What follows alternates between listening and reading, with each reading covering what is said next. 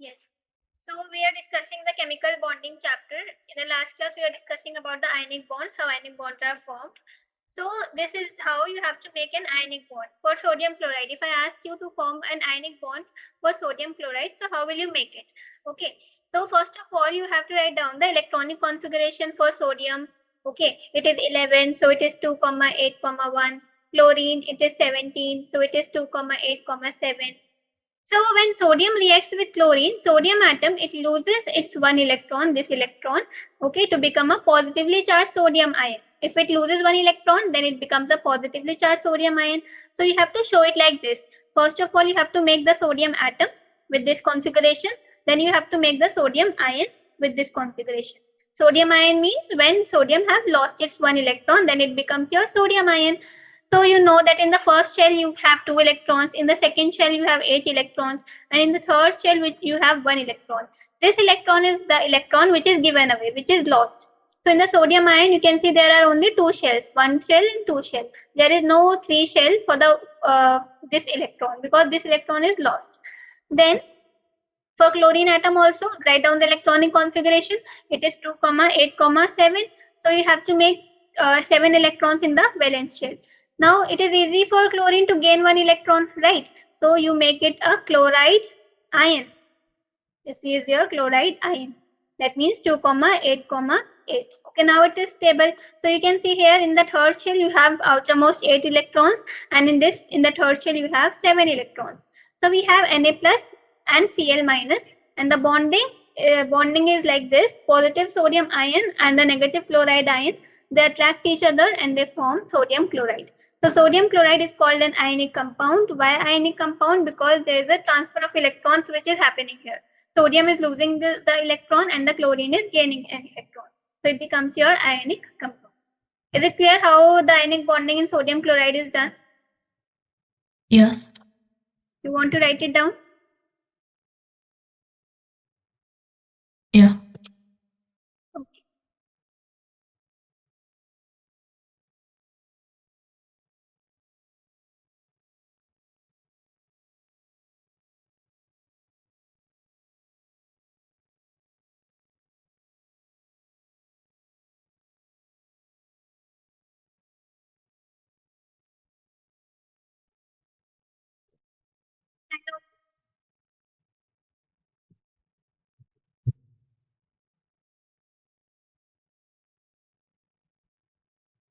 Sodium ion and the negative chloride ion.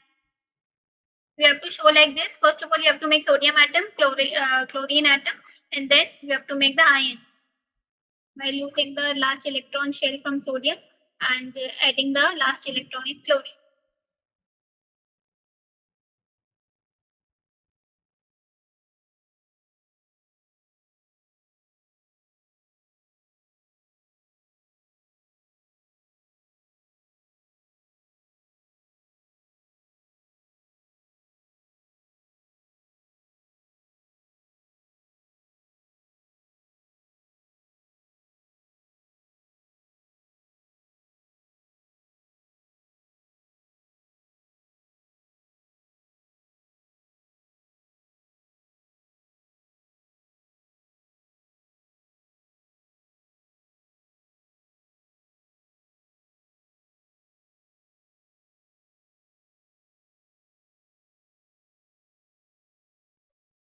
Ionic bonding.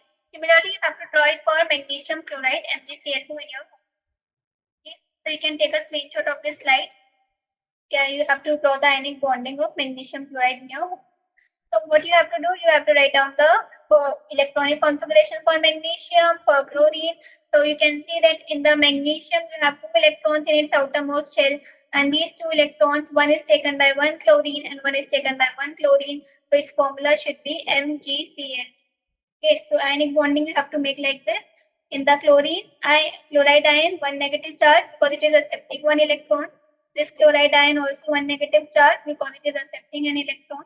And magnesium is losing 2 electrons, so this will be 2 positive. This clear? Can you do it in your homework?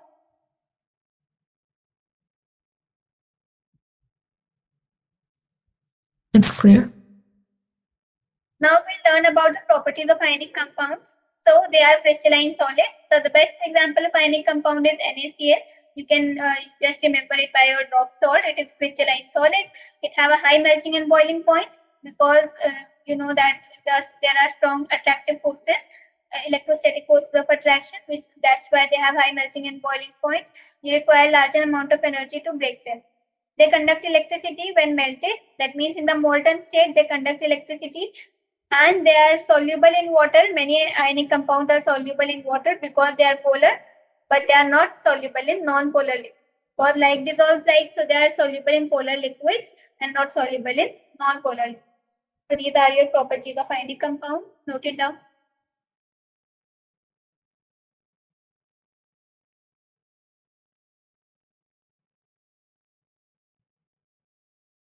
Ionic bonding we have completed. Next type of bonding is metallic bonding. So in metallic bonding, it is between your metals. So metals, they are made up of very large lattice structures. Lattice means three-dimensional structures. The metallic structure consists of a lattice of positive ions in a sea of electrons. These are my positive ions, okay, and they are in a sea of electrons. That means they are surrounded by electrons. Okay. Metals are malleable. Malleable means, do you know the meaning of malleable? They can be made into shapes like hammered. Yes. When they are hammered, they can be made into different shapes. The metals are malleable. Why? Because the layers of atom, it can slide over one another easily as they are being arranged in neat layers. So you can see how neatly they are arranged. If you just apply some force, then the sliding occurs, and how neatly they are just slide past one another. That's why metals are malleable. Why? Because their layers slide past one another because they are being arranged in neat layers. Okay, what is the structure of metals? So they have a positive ions, collection of positive ions, lattice of positive ions in a sea of delocalized electrons. Okay, and they are made up of very large lattice structure. In a sea of delocalized electrons, you have to add here, because these electrons are free to move around. That's why metals conduct electricity, because of these delocalized electrons. Write it down. Hey students! Interested in boosting your studies? Enroll now at Keddy Edtech. We offer online tuition for the Cambridge curriculum, grades 6 to IGCSE, AS, and A-level. Start learning with us today. The metallic structure, that the closely packed positively charged metallic ions form a lattice structure. With the outer electrons, they move freely around the whole metallic structure. That means they are delocalized. Electrostatic attraction between the metallic ions and electrons. They hold the metallic ions tightly in the lattice. That's why metal have high melting point. Free electrons or the delocalized electrons, they are able to move. They can conduct electricity and heat. So that's why metals are good conductor of heat and electricity. So here you can see it is a lattice of positive ions, and these small dots are your electrons. Free electrons are there. Okay. So these are my some properties of metallic structure. So write it down, then we will study covalent bond. So the next is covalent bond. So what happens in covalent bond? Sharing of electrons will happen in covalent bond. Okay, sharing of electron, one or more pair of electrons are shared by two atoms. The atoms in covalent bond, they do not lose or gain electron as we have seen in the ionic bond. Instead, what they do, they share pairs of electrons to achieve the stability. Okay, how? By filling their outer energy levels to achieve an octet. For example, N2, it forms a covalent bond, nitrogen.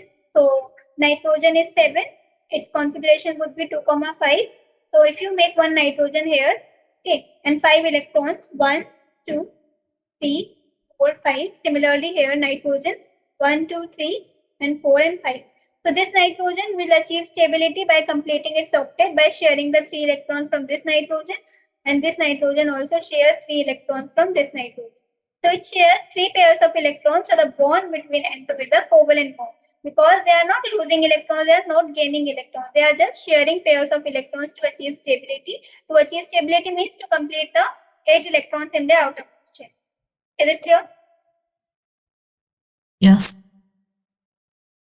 Draw the hydrogen bonding. Write down.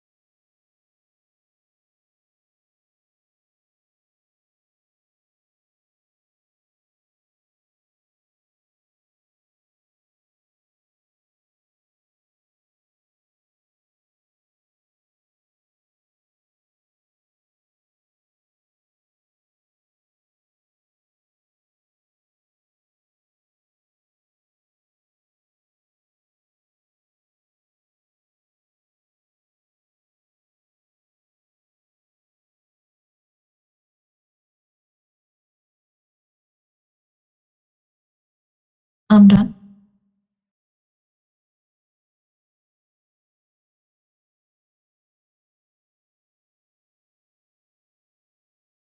I can't hear you, you're on mute.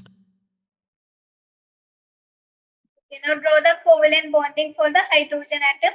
In hydrogen atom, you know that there is only one electron which is present, and for hydrogen and helium, stability is achieved by only 2 electrons, okay, by duplet, not by octet. So this hydrogen shares 1 electron with this, and this hydrogen shares with this. So we have a covalent bonding between H2 molecules.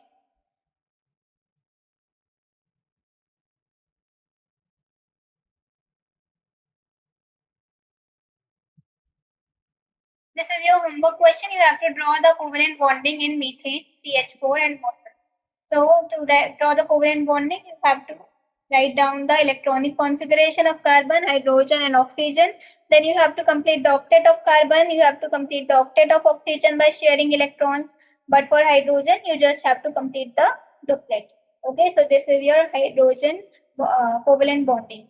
Okay, when there are one pair of electrons are shared, so you draw a single bond. When two pairs of electrons are shared, you draw a double bond, as you have seen in the oxygen atom. And when there are three pairs of electrons are shared, as in the nitrogen atom, you draw the triple bond. Okay, so we have three types of bonds. Single covalent bond. It consists of two atoms held together by sharing one pair of electrons. For example, hydrogen.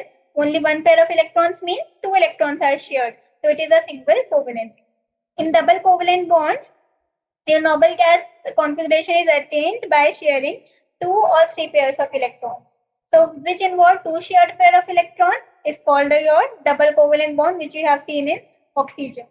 Next is your triple covalent bond. It is a bond which involves three shared pairs of electrons. That means 6 electrons. So it is your triple covalent bond.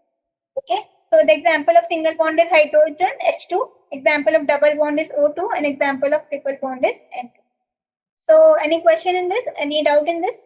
Any question? No. This is also your homework question. You have to draw dot and cross diagram for the ions in the following ionic compound. You have to show only the outer electron shell. Potassium chloride is an ionic compound. Sodium oxide, calcium oxide, magnesium chloride. I have already told you how to draw the ionic bonding in ionic compounds for sodium chloride and magnesium oxide. This you have to practice it at your.